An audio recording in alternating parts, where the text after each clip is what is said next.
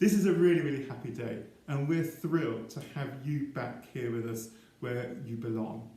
It has been an incredibly difficult year, and I think it's almost a year ago to the day since we split the school into two sites, then went into the first lockdown, then we didn't come back till September, and then let's face it, the Michaelmas term was really difficult because we lived in a world where there was no vaccine, or at least the vaccine hadn't been approved for use, and there was an inevitability to the fact that we were going to be torn apart once again. So here we are in a very, very different state. As spring is arriving, over 21 million people in the UK have now been vaccinated, and we can dare to look forward to a much, much brighter future. And so we come back with a sense of real confidence this time. Obviously, it's very, very important that we are socially responsible to one another in terms of remaining safe during this time. So it's important to wear masks at all times around the site. It's important to socially distance effectively. And it's really important that you do take the lateral flow tests, which you'll be provided with at home. And of course, the 3 tests that you will do in school during the next couple of weeks. So there are things that we can do to ensure that we continue to be a safe community. But within that, I want us to have lots and lots of fun. I want us to pick up all of our sports, all of our activities as soon as we possibly can. And I'm not going to talk for too long this afternoon because above everything, I want you to pick up the threads of those friendships which have had to have been sustained via digital means for much of the last year.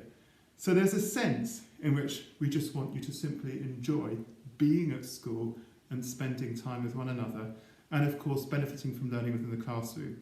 Over the last year, you have proved yourselves to be incredibly courageous and resilient. You adapted to online learning phenomenally well, and the school actually went from strength to strength during all of this period. I want to say a huge thank you to you, because it is because of your resolve that we exist in such good health as a school. But I also want to say a huge thank you to all members of staff who have worked tirelessly to support you during this period. And sometimes I think we forget to say thank you to those who are working behind the scenes to make everything happen. And everybody who's been involved in testing on Friday, or the cleaning of classrooms last week, their role is absolutely vital in enabling us to come back to school safely. And I'm sure you would want to join me in thanking them from the bottom of our hearts. So, the final thing from me is I really want you to ensure that you have the very, very highest expectations out of the rest of this year. We've had a year which has been really disrupted, but we are back now, and it's for each and every one of us to challenge ourselves to be the very best possible version of ourselves.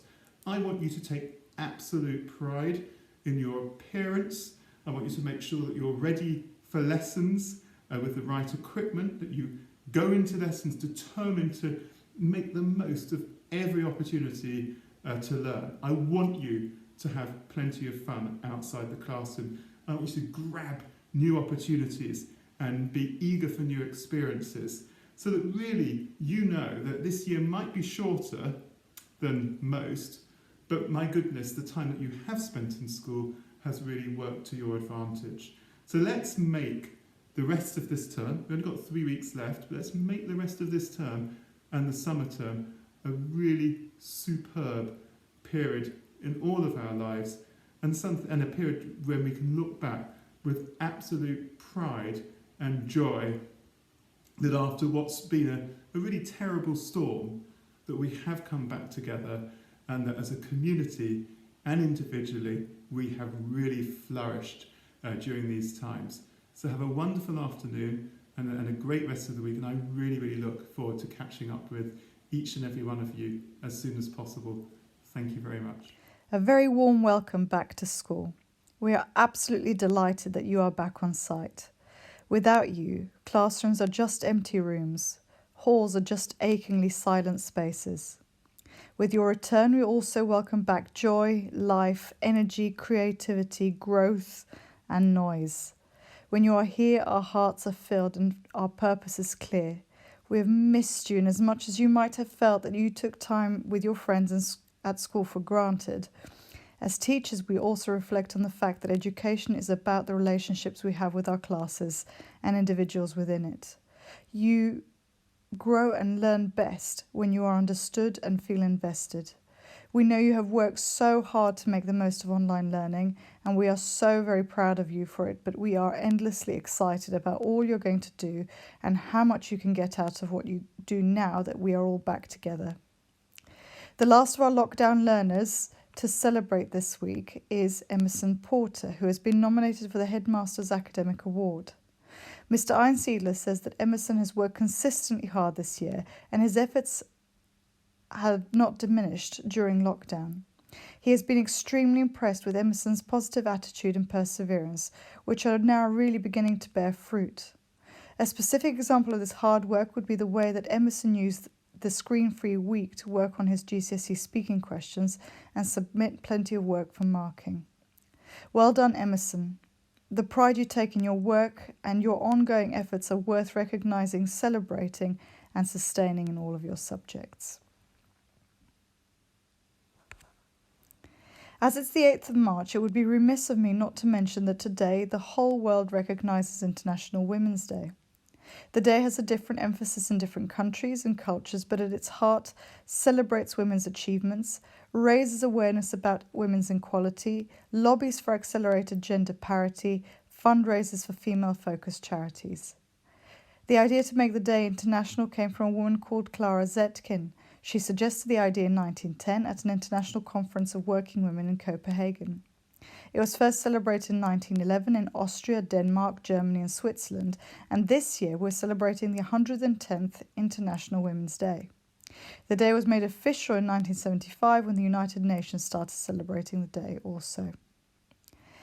International Women's Day has become a date to celebrate how far women have come in society, in politics and in economics, while political roots of the day mean strikes and protests are organised to raise awareness of continued inequality. The day is of significant importance whichever gender we associate with. Its existence is a sign of historical progress in the pursuit of equality and recognition of all those who feel underrepresented in society and its social structures. In terms of women's equality, huge strides have been made over time, but not consistently across the world.